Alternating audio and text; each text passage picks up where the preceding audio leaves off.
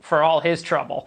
Now, there was former advisor Michael Caputo, who was bankrupted while trying to fend off legal fights.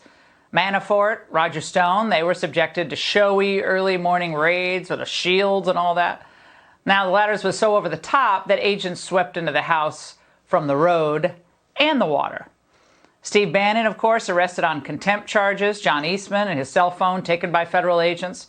And most recently, former Justice official Jeffrey Clark was raided by the feds in his underwear.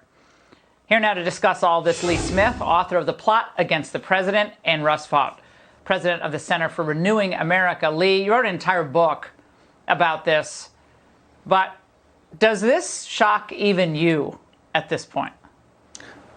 Yeah, I have to say it does. I mean, I predicted a little while ago that this is the way they had to go. They were unhappy.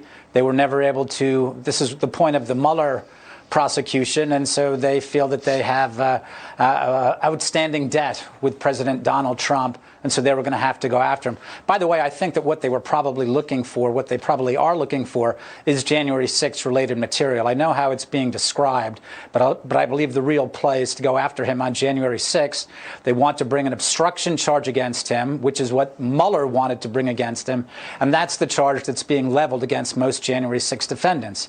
But yes, in a way, I am surprised because it's shocking. Because as you said at the top of the show, this is pretty clear that we're living now in a banana republic. This is clearly third world regime security services stuff. It's a very it's a historic day for America, let's say. Well, I think this is one of the lowest points for our republic, certainly in my lifetime. I mean, maybe during the Nixon era when things were all coming apart then, but this is about as low as it could get, certainly since then. Now, Russ, some commentators actually think this is all good for democracy. Watch.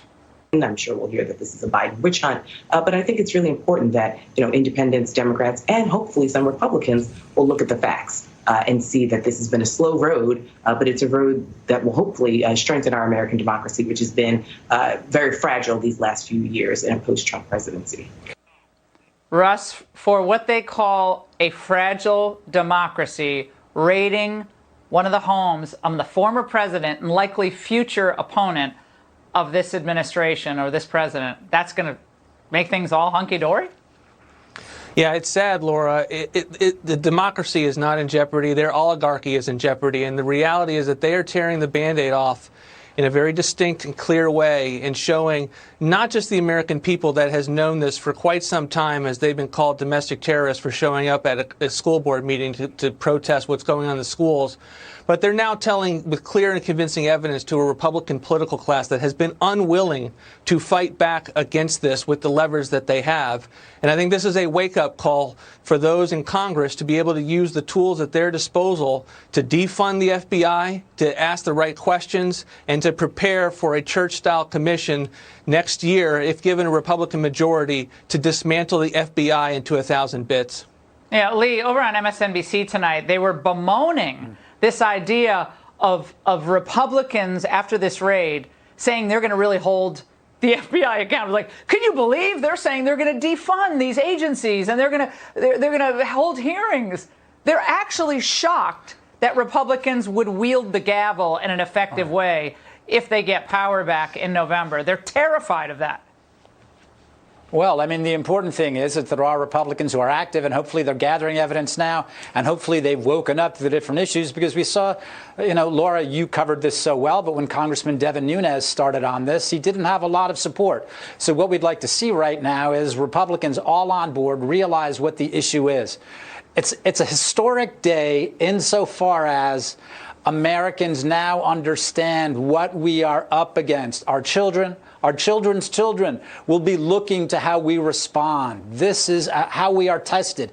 They see it as a campaign of desecration and demoralization that started with Russiagate. It went through Kavanaugh. It went through impeachment. It went through the COVID lockdowns. It went through George Floyd. It's a campaign of demoralization and desecration, trying to dispirit the American people. The important thing, again, is how we respond to this. That's what will be looked at in the future, because, as you said, it's not not just about Donald J. Trump. It's about the American public, too. It's about the oligarchy, the regime saying, you don't have a choice. You can't do anything about it. We govern your lives. We fill every part of you. That's why we really are a totalitarian regime. We can shape your children's gender. We can do whatever we want. So it's time for all of us, not just Republicans on the Hill. As Russ is always talking about, it's up to the American people to lead. Let, in some ways, the Republican officials follow our lead. Yeah, Russ, this is an intimidation campaign, a vendetta. But I think it's wrong to look at this just as focused on Trump. Trump was the vessel, was the individual who finally pulled back the curtain on the corrupt bipartisan establishment that had driven our middle class into the ground. And they want to take our children from us as well. They want it. He's exactly right what Lee said. The propagandizing against our country that's happening in government schools is part of this whole thing. And Trump was taking it all on. And if he had a second term, he would have really done some damage to what they had done. They're afraid of him coming back. I think this is a clear sign. They know he'll probably be successful in running for president again. I think if they weren't threatened by him, why would they do this? They're clearly threatened by him as a political force. They wouldn't. And I love talking to people that think that somehow Donald Trump running for president is not going to be a successful political campaign. The left doesn't think that. The left is pulling out every stop because they know that they have no more options when it comes to winning policy debates. All they can do is brute force, and they can only do that if they can spook the Republican Party and somehow being fearful. And now is the time to stand forward and be courageous and say, look, we're not backing down. The American people showing up didn't back down when they're trying to protest against critical race theory. We're not backing down in the same way that President Trump has not backed down. That's what's called for in this moment. And the only question is whether Republican Party leaders are going to step up in Congress. Yeah, well, the old guard, the old dinosaurs, Lee, who voted for the stupid infrastructure bill, Cassidy and McConnell and all these guys, they came out and they voted for that stupid infrastructure bill, saying that was going to stop the climate change bill. Remember that? I thought we were going to do that tonight. We'll do it tomorrow. But these are the brainiacs that allowed this to happen to the American people. I know they've done some good things on the courts and stuff, and they're not all bad. But on the fight for the people of this country, they've been woefully inadequate. And it's time for them to move on aside and let the real warriors for the democracy of our country and our people step into the breach, because they're obviously not up to it, or they don't want to do it. I don't know which, but they're not interested in taking up the populist fight for the people of this country. They're just not interested. No, you're absolutely right. I think it's possible to bracket some of the political stuff, the stuff that gets us frustrated and angry, but just realize that we live in a meaningful time. We're getting to fight for our country now. The American people, we've woken up. We understand what's happening. And God willing, our political officials will follow our lead. As Russ has spoken about so well, I love hearing Russ talk about it, how courage is contagious. Yeah, and when we say fight, we obviously say use every legal means and constitutional means at our disposal. And that means we got to win, and we got to win big.